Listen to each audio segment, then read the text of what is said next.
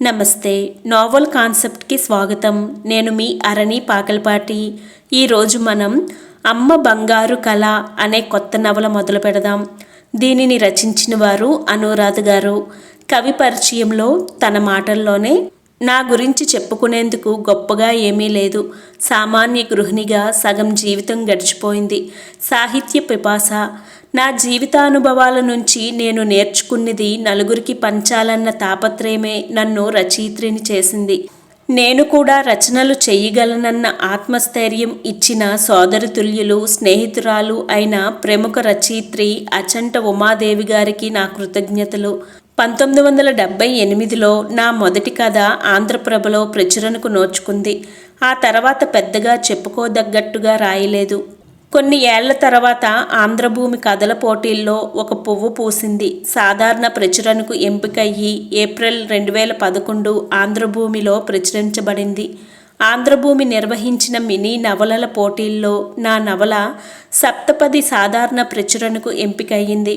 అసలు పేరు గంటి సుజలామూర్తి అయినా శ్రీవారి జన్మ నక్షత్రం అనురాధ నా కలం పేరుగా చేసుకున్నాను. నాకు 3 పిల్లలు. తల్లిగా నేను గర్వపడేటట్లుగా జీవితంలో సెటిల్ అయ్యారు. జీవితం అన్నాక ఒడిదుడుకులు, కష్టసుఖాలు అనివార్యం.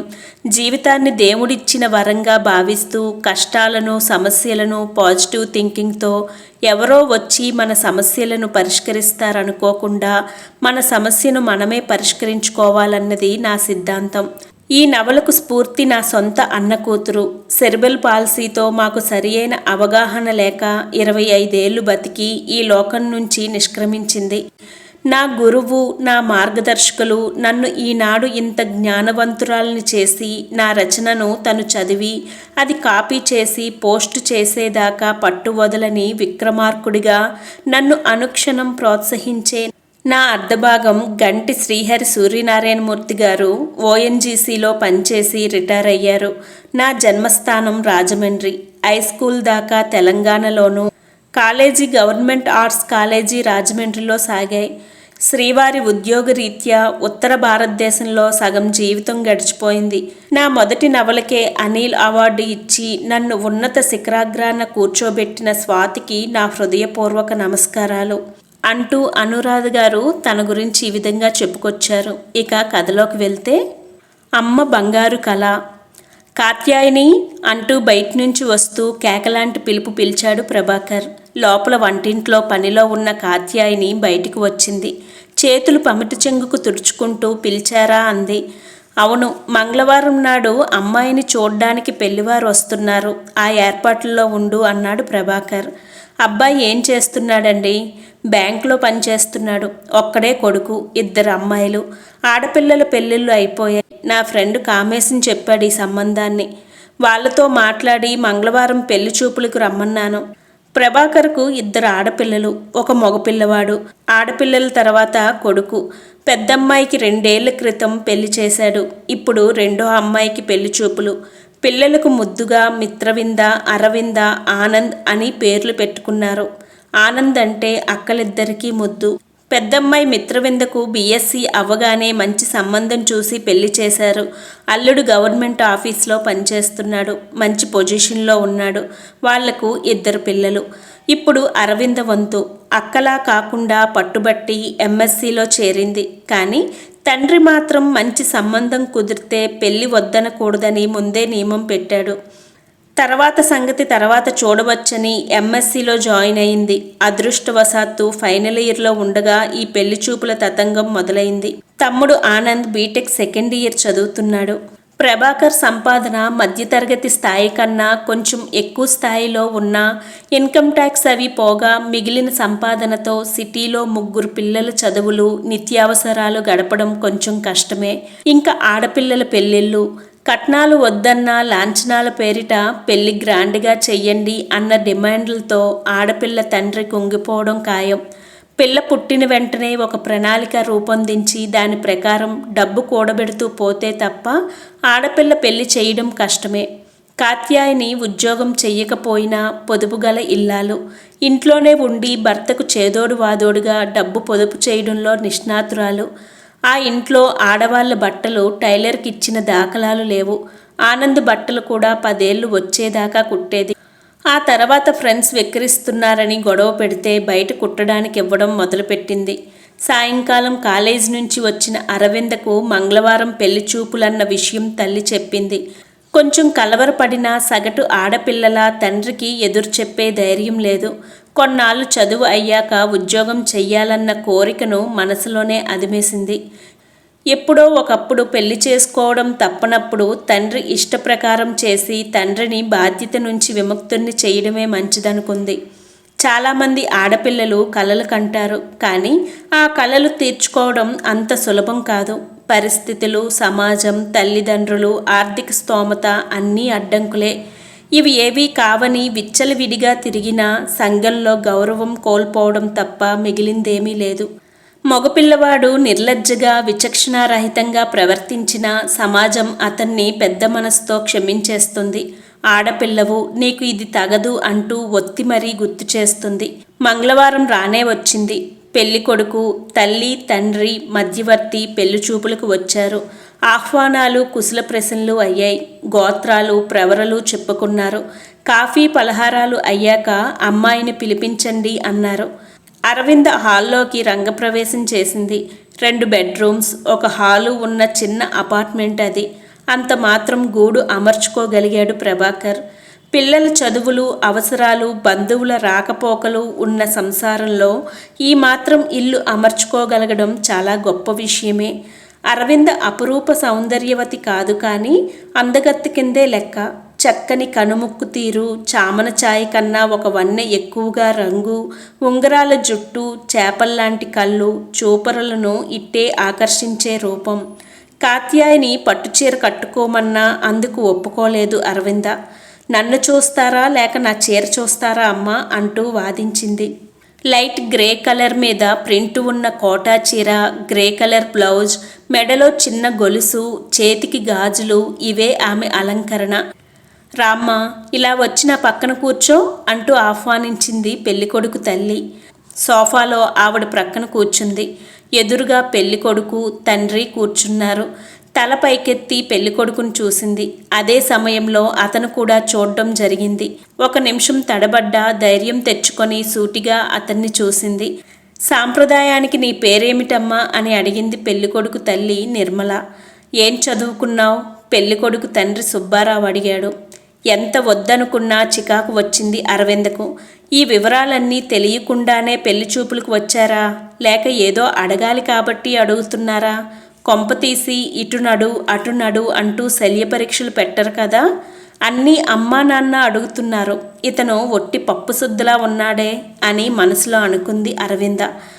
తల్లి తండ్రి ఏమైనా అంటారన్న భయం లేకపోతే ఎంచక్క తానే వాళ్లను ఎదురు ప్రశ్నలు వేసి ఉండేది.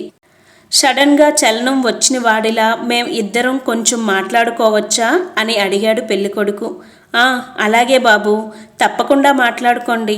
అరవింద, బెడ్రూమ్లో కానీ బాల్కనీలో కానీ కూర్చొని మాట్లాడుకోండి. అతన్ని తీసుకొని లోపలికి వెళ్ళమ్మా అన్నాడు ప్రభాకర్. బాల్కనీలో వద్దులేండి, చుట్టుపక్కల వాళ్ళందరూ మనన్నే చూస్తారు.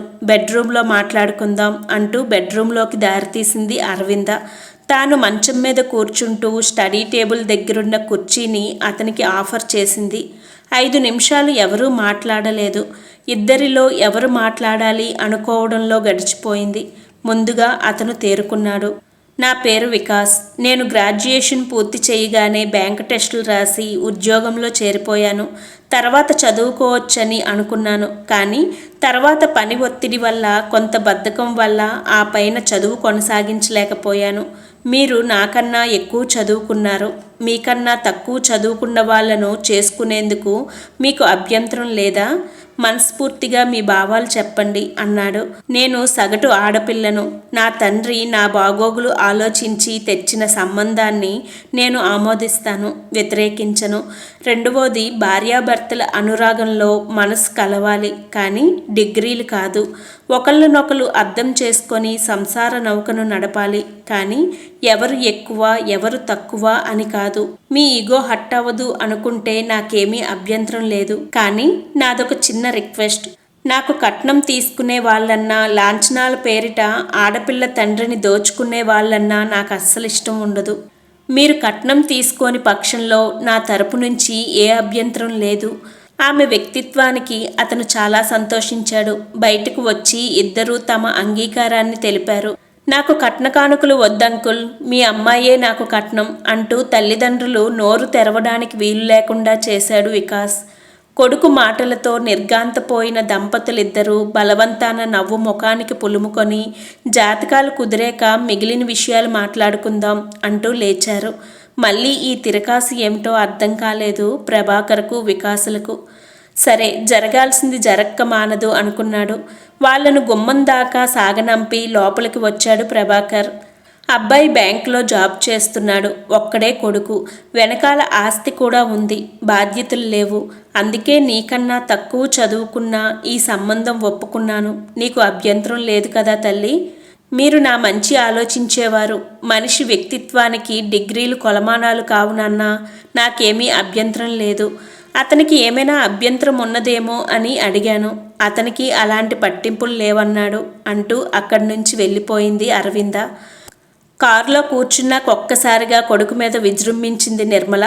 పెద్దవాళ్ళం మేం మాట్లాడతాం కదా, పెద్ద సంఘ సంస్కర్తల కట్నాలు కానుకలు వద్దని గొప్పగా చెప్పావు.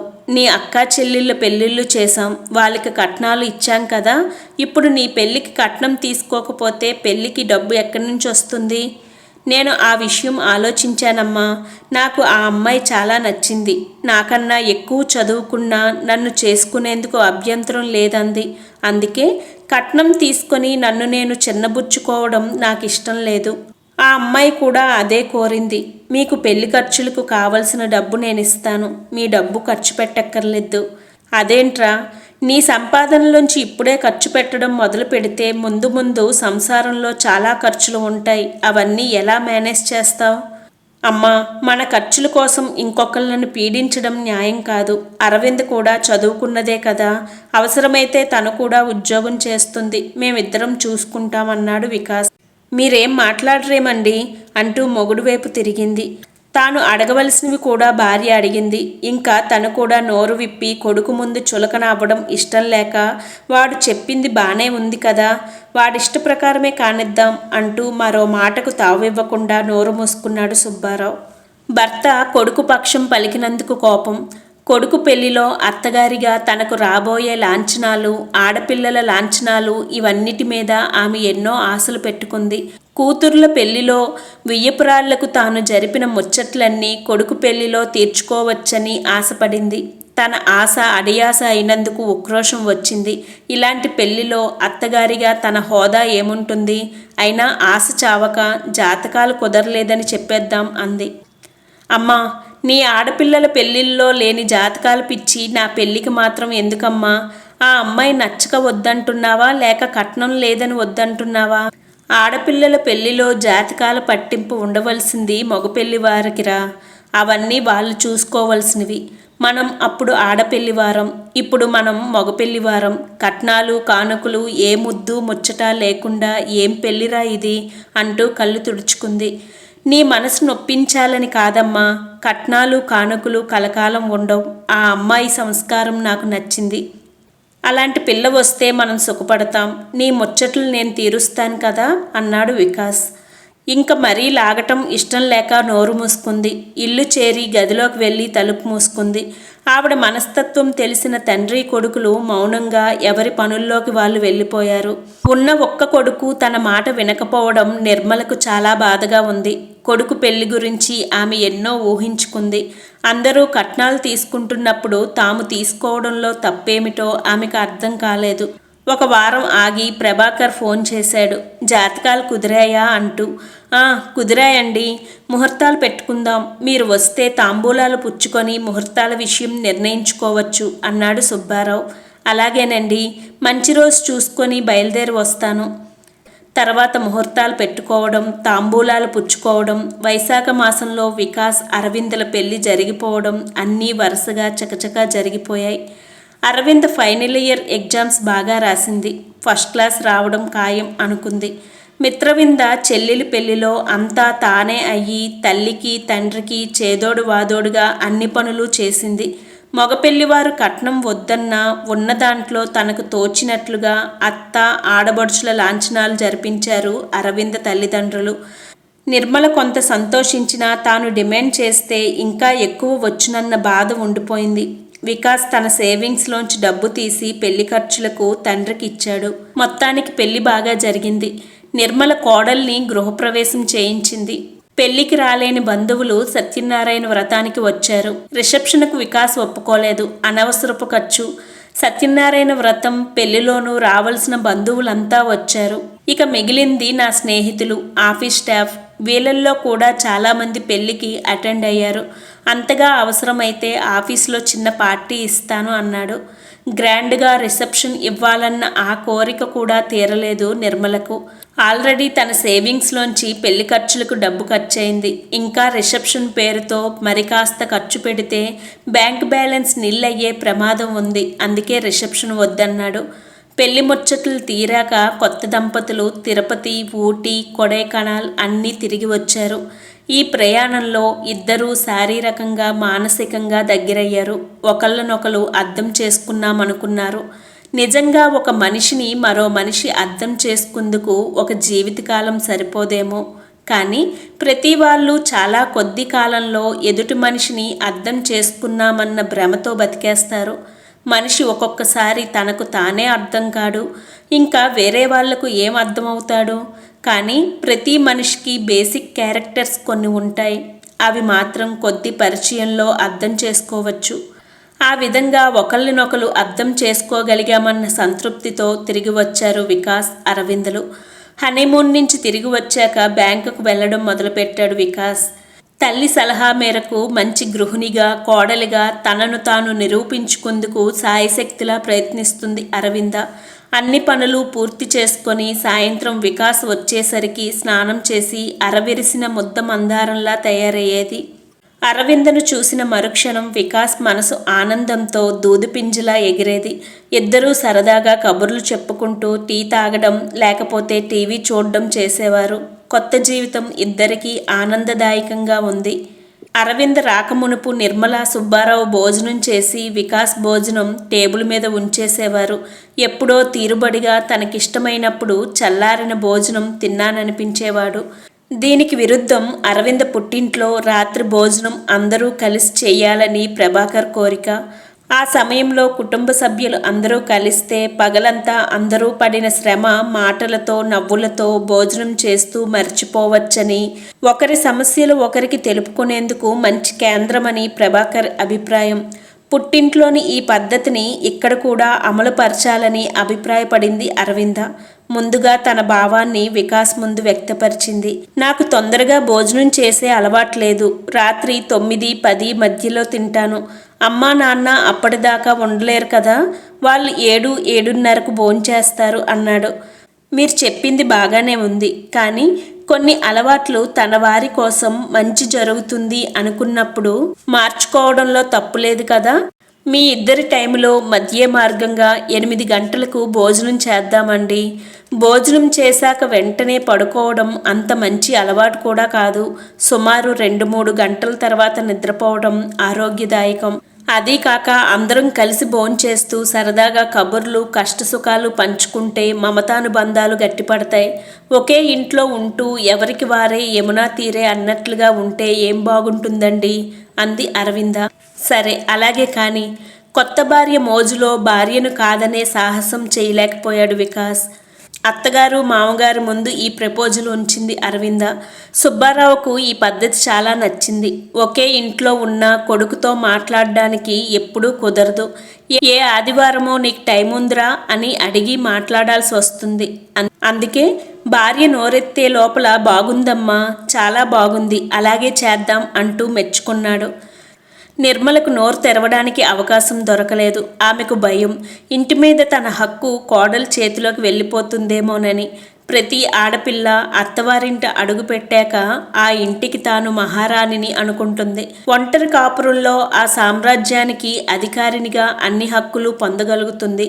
ఉమ్మడి కుటుంబంలో అవి అంతగా సాధ్యం కాదు. పైగా అత్తగారులు తమ రాజ్యాధికారాన్ని కోడళ్ళ హస్తగతం చేయడానికి ఇష్టపడరు. తాము కూడా ఒకనాడు కోడళ్ళుగా ఆ ఇంట అడుగుపెట్టిన విషయం విస్మరిస్తారు. నిర్మల కూడా దీనికేమీ అతీతురాలు కాదు. అందరూ 8 గంటలకు డైనింగ్ టేబుల్ మీదకు చేరాలని నిర్ణయం జరిగింది. ఎప్పుడో కానీ ఆ సమయం తప్పడానికి వీల్లేదని నిర్ణయించింది అరవింద. పగటిపూట వంట నిర్మలే చేస్తుంది. ఆవిడ మడి, పూజ అన్నీ పాటిస్తుంది. పొద్దున్న పలహారం తినే అలవాట్లేదు. వంట చేసి ఆ తర్వాత పూజ, భోజనం చేసి కాసేపు పడుకోవడం ఆవిడ దినచర్యలో భాగాలు. పొద్దున్న పలహారం మొగుడికి, కొడుక్కి చేస్తుంది. మధ్యాహ్నం భోజనం వాళ్ళిద్దరూ ఆఫీసులో చేస్తారు. అరవిందకు ఈ పద్ధతి నచ్చలేదు. రోజు ఆఫీస్ క్యాంటీన్లో తింటే ఆరోగ్యం పాడవడమే కాక డబ్బులు కూడా ఎక్కువే ఖర్చవుతాయి. అందుకే పొద్దున్న 6 గంటలకల్లా లేచి కాఫీ, టిఫిన్లు, మామగారికి, భర్తకు లంచ్ బాక్సులు తయారు చేసి 8 గంటలకల్లా వంట ఇల్లు శుభ్రం చేసి అత్తగారికి వంటిల్లు వదిలి తన పనులు చేసుకునేది. ఈ పద్ధతిలో మొగుడికి, కొడుక్కి లాభం. తనకు కష్టం లేదు. తన దినచర్యలో మార్పు లేదు. పైగా పని కూడా తగ్గింది అని నిర్మల తన అభ్యంతరం తెలపలేదు. ఎప్పుడైనా ఎక్కడైనా ఒక కొత్త వ్యక్తి ఆగమనంతో కొన్ని మార్పులు సహజం. ఆ మార్పును అందరూ ఆమోదించగలగాలి. కోడలిగా ఆ ఇంట ఒక వ్యక్తి అడుగుపెట్టినప్పుడు కొత్త వాతావరణంలో పెరిగి తమలో ఇమడడానికి వచ్చిన మనిషిని మనలో కలుపుకోవడానికి సాయశక్తిలా ప్రవర్తించాలి. ఒక అతిథి మన ఇంటికి వస్తే ఆ మనిషికి అనువుగా ఉండేటట్లు మన ఇంటి వాతావరణాన్ని ఎలా అనుకూలంగా మలచడానికి ప్రయత్నిస్తామో మనలో కలవడానికి వచ్చిన వ్యక్తికి కూడా అలాగే మనం ప్రవర్తించగలగాలి. అరవింద వీలైనంత వరకు సర్దుకుపోవడానికి అత్తవారింటి పద్ధతులను ఆకలింపు చేసుకునేందుకు ప్రయత్నించేది.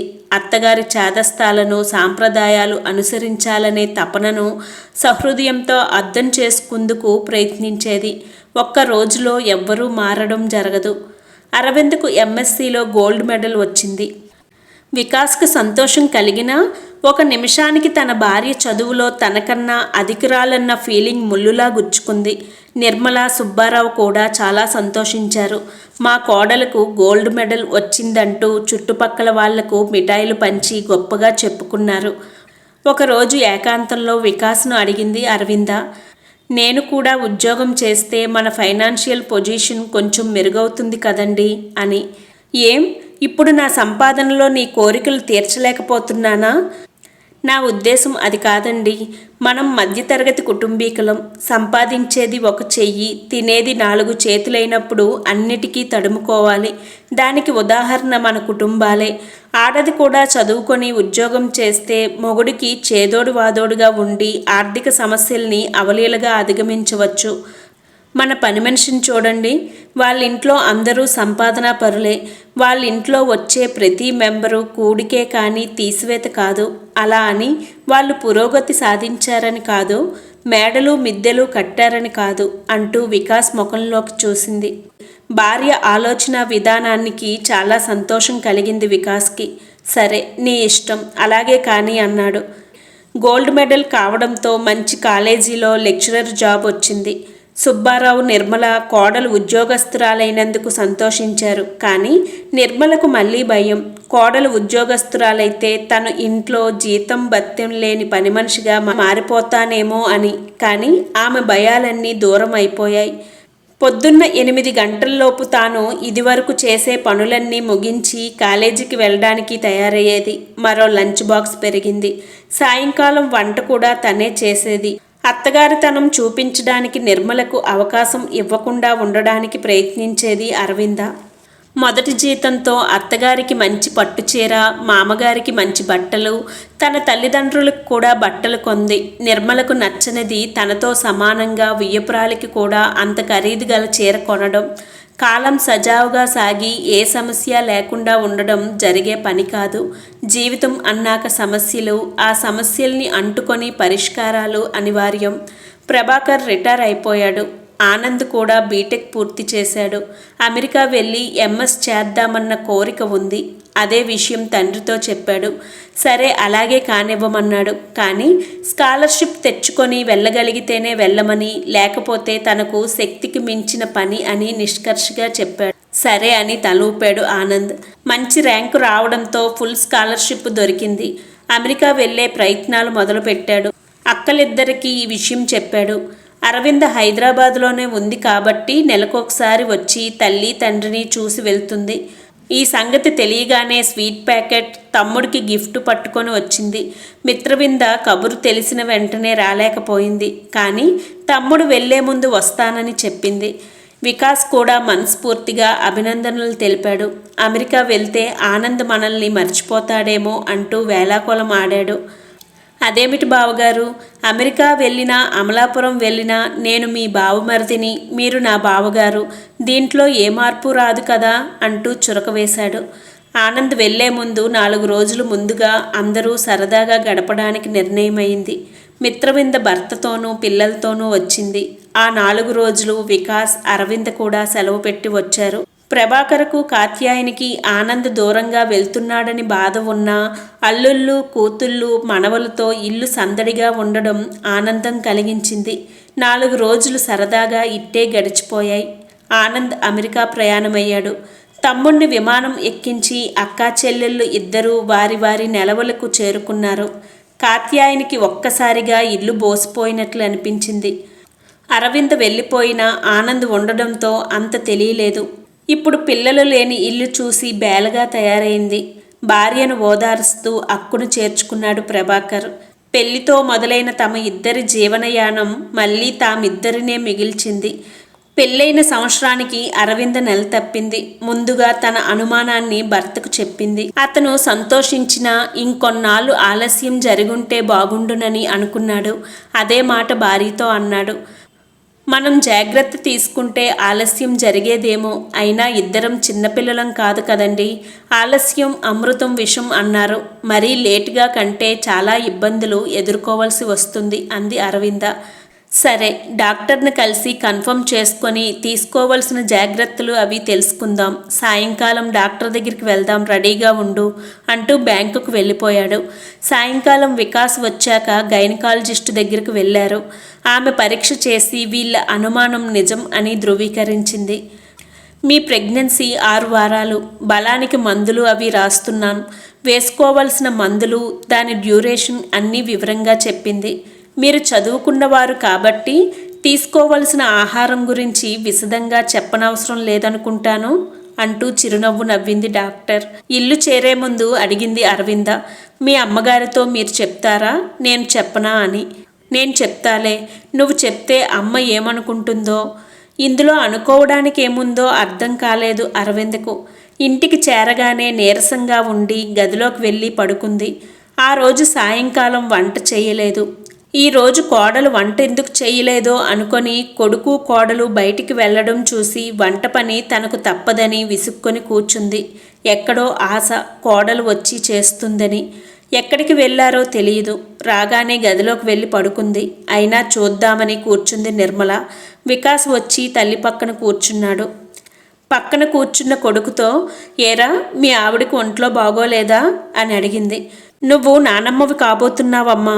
అవునా, అందుకా బయటికి వెళ్ళారు. డాక్టర్ దగ్గరికే కదూ, నాతో చెప్తే నేను వచ్చేదాన్ని కదరా అంది నిర్మల. ఏమోనమ్మా, అలా ఆలోచించలేదు. కబురు నిజమని తెలిసాక నీకు చెప్పవచ్చు అనుకున్నాం అన్నాడు వికాస్. అందుకేనా కోడలు పడుకుంది వేవిల్లా అంటే? అవేరా, వాంతులేమైనా అవుతున్నాయా అని.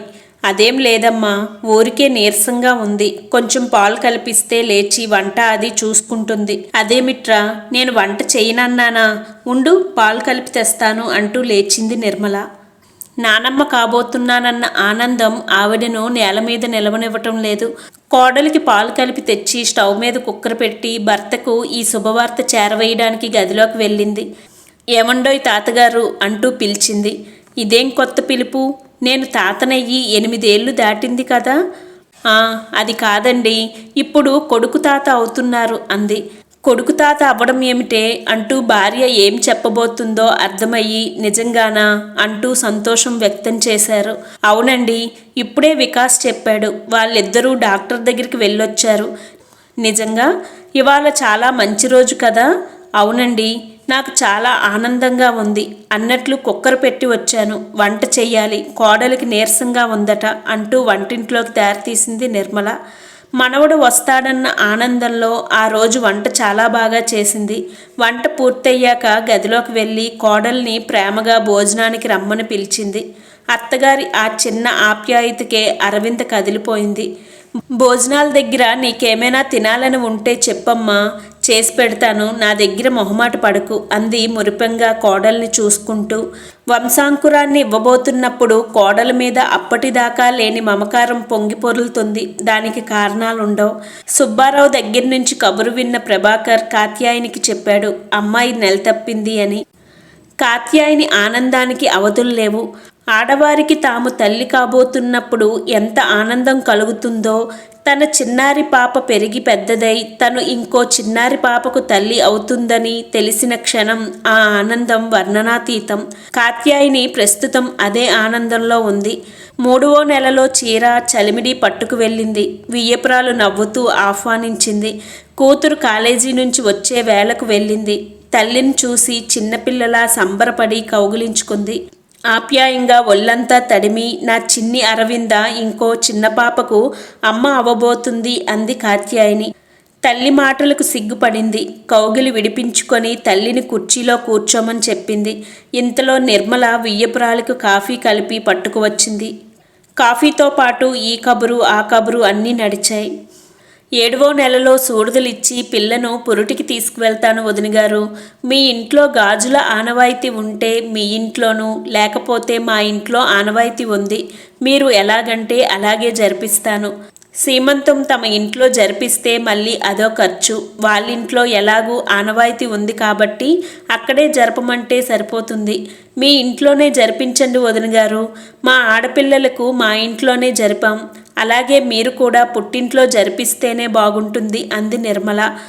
అప్పుడప్పుడు వచ్చి పిల్లని చూసిపోతూ ఉండండి అంటూ జోడించింది. అలాగే వదినగారు, ఇంక మరి సెలవు తీసుకుంటాను. మళ్ళీ చీకటి పడితే ఆటోలు దొరకవు అంటూ లేచింది కాత్యాయని.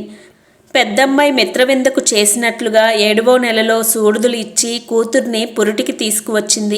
ఉన్నంతలో వియ్యాలవారికి బట్టలు అవి బాగానే జరిపించింది కాత్యాయని. ఖర్చు చాలానే అయ్యింది. ఇంకా పురిటి ఖర్చు కూడా ఉంది. భర్త ఎలా సర్దుతాడో అనుకుంది. ప్రభాకర్ పబ్లిక్ సెక్టార్లో పనిచేయబట్టి రిటైర్మెంట్ తర్వాత పెన్షన్ లేదు.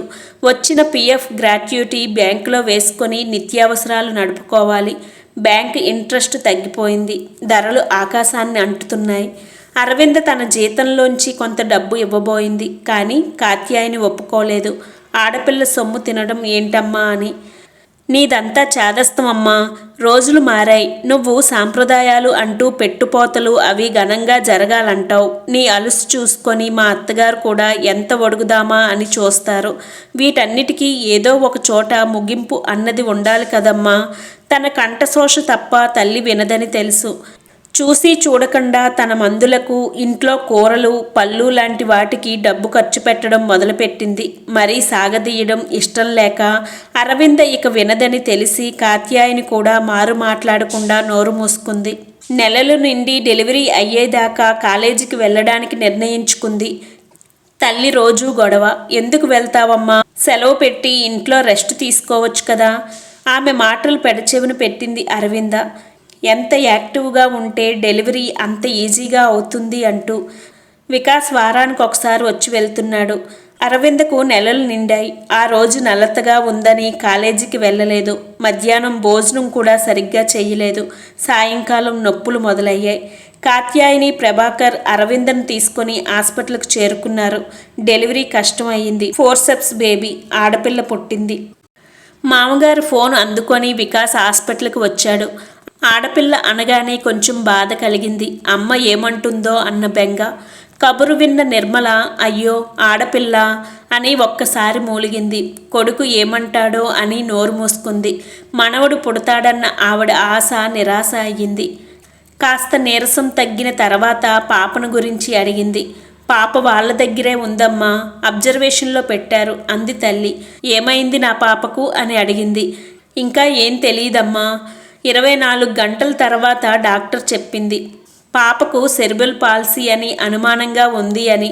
పాప ఎప్గర్ స్కోర్ చాలా తక్కువగా ఉంది అని. ఎప్గర్ స్కోర్ అంటే ఏమిటి డాక్టర్? ఈ ఎప్గర్ స్కోర్ 1952లో అనస్థీషియాలజిస్ట్ వర్జీనియా ఎప్గర్ అన్న అతని పేరుతో పిలువబడుతుంది.